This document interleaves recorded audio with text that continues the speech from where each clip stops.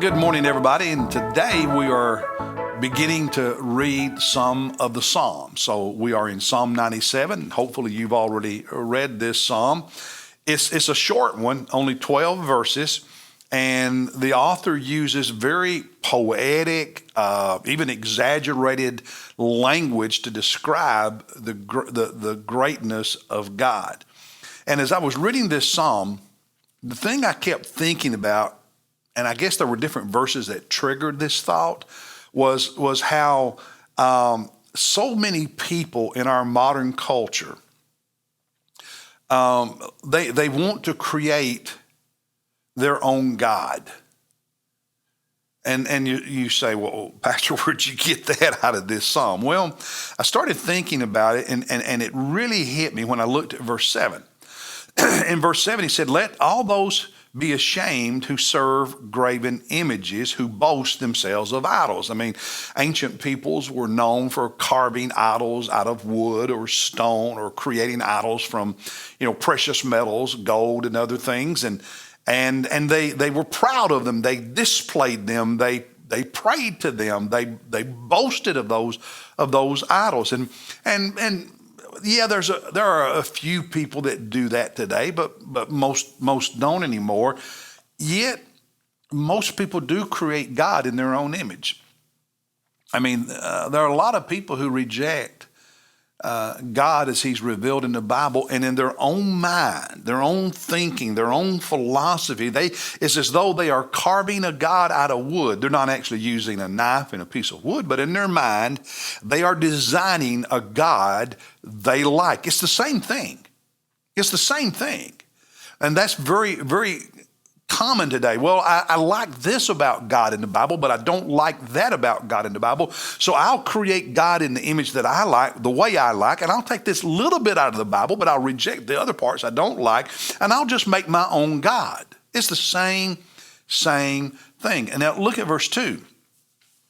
After this poetic description of God, clouds and thick darkness surround him, then it says this: righteousness and justice are the foundation of his throne. Well, so many people today who create their own idol, their own God, he's just love, just acceptance. He accepts me as I am. He accepts everybody as they are. The idea of a righteous God who says there are things that are right and wrong.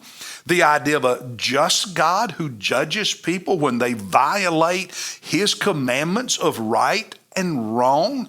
The idea that a just God demands payment for a lawbreaker, just like we expect someone to go to prison if they break one of our laws. But, forbid God to judge anybody, because God's just love and acceptance. We reject the idea of God's throne being built on righteousness and justice. And then verse 10 where he says, "Hate evil, you who love the Lord." And it seems that the only evil, quote, unquote, so-called evil that some people in our culture hate are the narrow-minded people who actually believe the word of God. Yes, murder is evil unless it's abortion. And yes, sex abuse is evil, unless it's pornography, because that's okay. But the greatest evil in the minds of many people today is for someone to actually believe what God actually says in his word. Or at least the parts I don't like, the parts that say what I'm doing is wrong or sinful. I want you to think about something. When someone creates their own God, okay, they're not carving him out in a piece of wood or stone, but in their mind, they're carving out, they're creating their own God. When they do that, they are creating a God they like, not the God who really is, but a God they like. And isn't it funny? Isn't it interesting? Isn't it informative that the God they carve, the God they create, always agrees with them? always agrees with how they want to live, always agrees with what they want to do. I wonder why that is. And just like those idols carved of wood and stone created from precious metals were just nothing, the gods that people in our world create in their own imagination, those gods, they are nothing. For there's only one God. And he speaks in his word.